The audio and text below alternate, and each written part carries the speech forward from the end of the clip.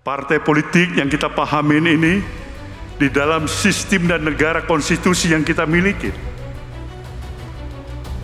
memiliki beberapa banyak hak privilege yang tidak dimiliki oleh institusi-institusi lainnya di luar partai politik.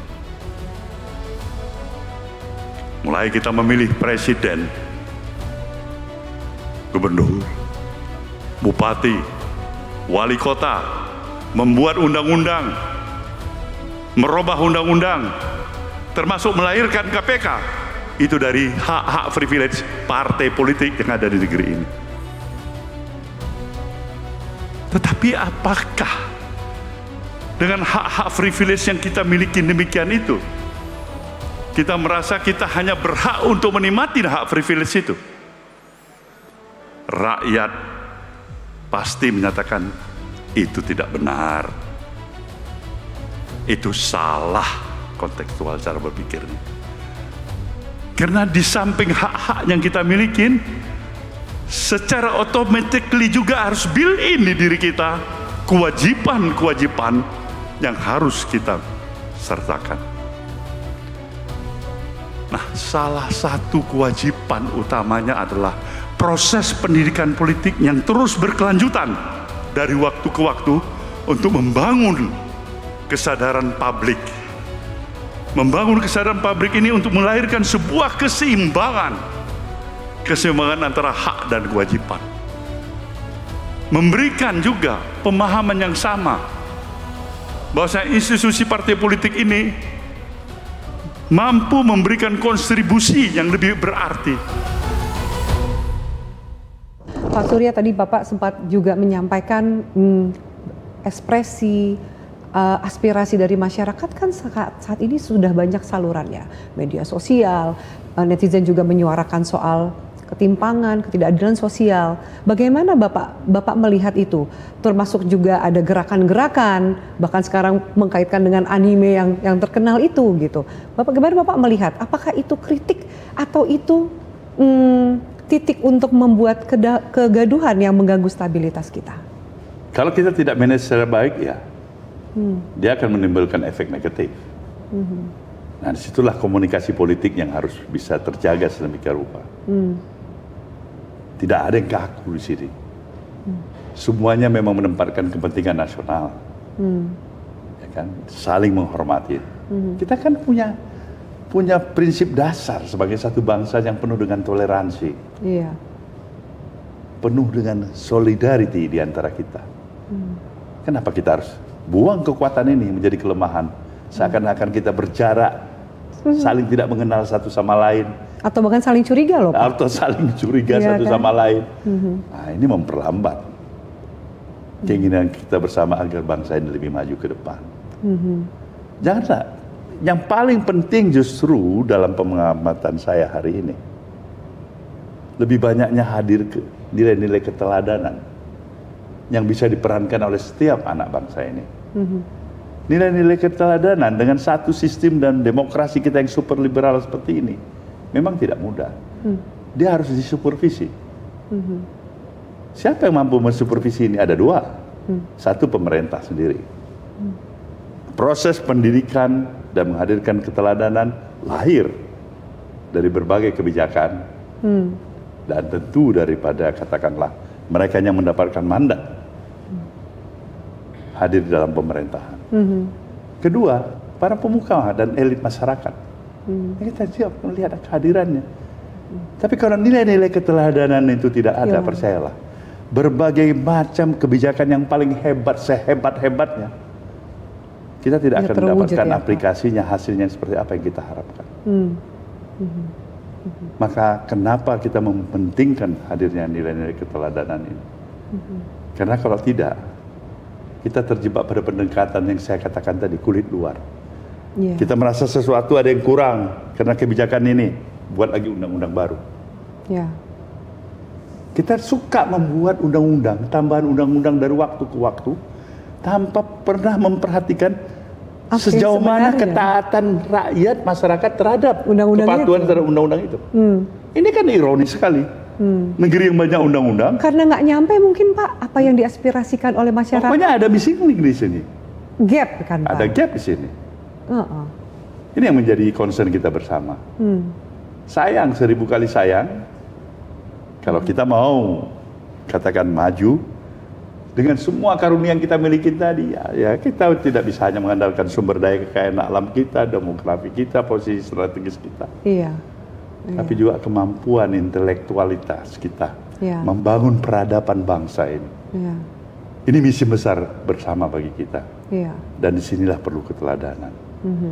Keteladanan memang lebih banyak mengandung syarat dengan nilai sacrifice, pengorbanan. Nggak semua loh Pak mau melakukan pengorbanan demi kepentingan yang lebih luas jika belum selesai dengan dirinya sendiri. Nah, di situ masyarakat menunggu kepopuleran kepada siapapun yang masuk dalam kategori mereka, anak-anak bangsa yang dapat kesempatan dengan status sosial yang hebat, kedudukan yang hebat, ya kan, kemampuan ekonomi yang hebat. Bahkan kemampuan daya intelektualitas juga yang hebat. Mereka akan mempertanyakan sejauh mana keteladanan yang mereka kontribusikan kepada bangsa ini. Iya. Tapi keteladanan juga dipertanyakan ke partai politik, Pak. Salah satunya adalah tujuannya pendidikan politik. Sepertinya juga partai politik hari ini juga banyak jauh, padahal menjadi jembatan aspirasi publik, wakil rakyat. Seperti apa Bapak melihat bahwa salah satu tanggung jawab partai politik juga menciptakan keteladanan, dan sepertinya tidak banyak partai yang melihat keteladanan itu penting untuk pembangunan masyarakat ke depan. Ya, dengan segala penghormatan kepada semua institusi partai politik termasuk Nasdem, berulang kali di mana saja saya sudah tekankan, begitu hebat hak privilege yang dimiliki institusi partai politik dalam sistem ketatanegaraan kita, dari mulai memilih presiden, gubernur, bupati, wakil bupati, wali kota, buat undang-undang, merubah undang-undang, ini semuanya ada hak-hak partai politik yang diberikan oleh konstitusi kita. Iya. Tapi sisi lain, apakah partai politik tidak punya kewajiban? Pastilah. Maju mundurnya pola pikir masyarakat ini, kontribusi partai politik besar sekali. Jadi kalau bangsa kita sebut, oh nah ini masih bangsa yang tingkat peradabannya nggak baik, ini kurang ini dibandingkan dengan bangsa yang lain. Di situ posisi dan peran partai politik pasti ikut bertanggung jawab. Jadi budaya malu hadir nggak di tengah-tengah kehidupan kita ini? Karena memang tidak hadir lagi budaya malu, sportivitas, gentleman, mau mengakuin kekurangan dan kebodohan diri. Tidak hanya semata-mata menghardik orang, menunjuk pada kesalahan orang. Kapan kita bisa maju? Tapi sulit sepertinya Pak membayangkan elitis hari ini menunjukkan budaya malu, budaya tahu diri, bahkan pengorbanan. Ya saya katakan, ini perjuangan yang tidak mudah. Bangsa ini sudah banyak karunia yang kita miliki, yang tidak dimiliki oleh bangsa-bangsa lain. Tapi yang Maha Kuasa kasih juga tantangan bagi bangsa ini. Bangsa Indonesia, mentalitas Anda sejauh apa sih? Disiplin Anda sejauh apa sih? Kecintaan Anda pada negeri ini apa kecintaan yang semu atau sesungguhnya ada di kalbu sanubari Anda? Nah, ini masing-masing harus bertanya pada dirinya sendiri dan memberikan jawaban pada dirinya sendiri. Mau dikenang sebagai apa tanggung jawab dan amanah yang diberikan itu ya Pak? Jadi memang kalau kita tidak lagi menganggap bahwasanya kekuatan moral forces itu adalah sebagai sesuatu yang amat kita perlukan dalam kehidupan kebangsaan kita, cilaka kita ini. Moral forces. Jadi bukan hanya kebijakan yang hebat, tapi juga kebijakan yang disertai dengan etika dan moral yang kuat. Nah ini tugas partai politik tadi menyangkutnya, ya paling harus memberikan contoh dalam soal ini. Itu memang itu yang diharapkan oleh bangsa ini. Takutkah mereka jika tidak melakukan amanah dan role model yang diharapkan, mereka akan mendapatkan sanksi dari masyarakat? Kita melihat sepertinya suara masyarakat saat ini dianggap angin lalu saja, Pak. Tapi kan ada konsekuensi yang lebih besar ketika tidak nyambung antara aspirasi masyarakat dengan yang mereka rasakan? Saya harus jujur mengakui bahwasanya sikap dan semangat keterus-terangan mengakui kekurangan dan berupaya memperbaiki kekurangan itu jauh lebih baik daripada kita bersilat lidah dan berargumentasi di antara kita terhadap sesuatu yang kita sebenarnya pahamin bahwasanya kita belum melakukan itu. Tidak apa-apa. Hari ini kita belum menyadarin itu, kita besok pagi mungkin menyadarin itu. Itu juga sudah satu sumbangsi yang baik untuk perjalanan kehidupan kebangsaan kita. Kenapa? Pada dasarnya kodrat kita tidak ada yang sempurna. Sama juga institusi-institusi partai politik ini, mana ada kesalahan, kesilapan, kebodohan. Tapi itu proses ya Pak, sebenarnya ya. Tapi yang kita mau bahwa kan proses ini berjalan ke arah yang lebih baik dari waktu ke waktu. Ya kita semua ini kan sebangsa dan setanah air. Bagaimana kita menempatkan perasaan ketidaksukaan, kebencian, itu yang paling terdepan, baru objektivitas menyusul. Belakangan, ya. Jangan. Ya. Objektivitasnya harusnya di depan. Apa yang jadi masalah? Nah, baru kita menerima dan berupaya untuk mengatasi, kalaupun itu ada perbedaan ya Pak. Itu harapan saya.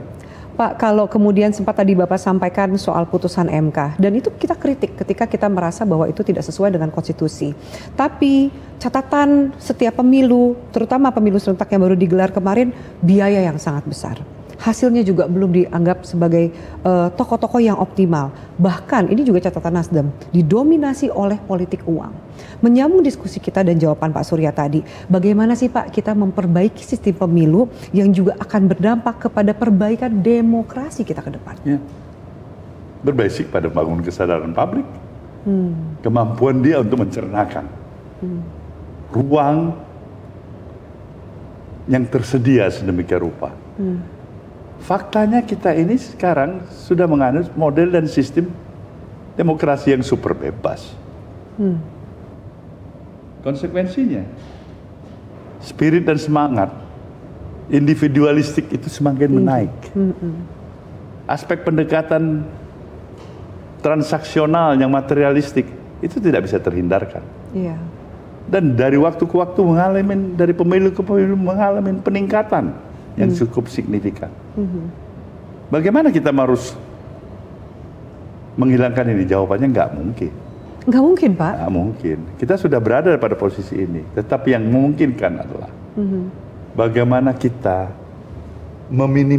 menurunkan ekses dari praktek yang sepertinya tidak kita hormatin bersama. Disitulah pentingnya hadir nilai-nilai sportivitas. Yang didukung oleh prinsip dasar budaya malu untuk seorang yang tidak pas. Kalau kita rasa ini pantas, tepat untuk menghargai hasil kerja seseorang, itu hal yang wajar sekali. Tapi kalau kita hanya mengandalkan sesuatu yang memang dasarnya hanya pendekatan material semata-mata, yang penting menang, ya kan, untuk satu suksesnya kompetisi, ya barangkali perlu kita koreksi. Harus ada ruang di mana sistem dan values yang tetap terjaga. Tidaklah dia mendominan, tapi itu tidak boleh hilang sama sekali. Itu pikiran saya. Bagaimana Bapak melihat semangat ini dalam perjalanan 80 tahun bangsa ini, Pak? Menjaga berdaulat? Masih berdaulat. Tapi bagaimana memperkokohnya, memperkuat semangat itu, memperkuat spirit persatuan itu, memperkuat juga kedaulatan kita.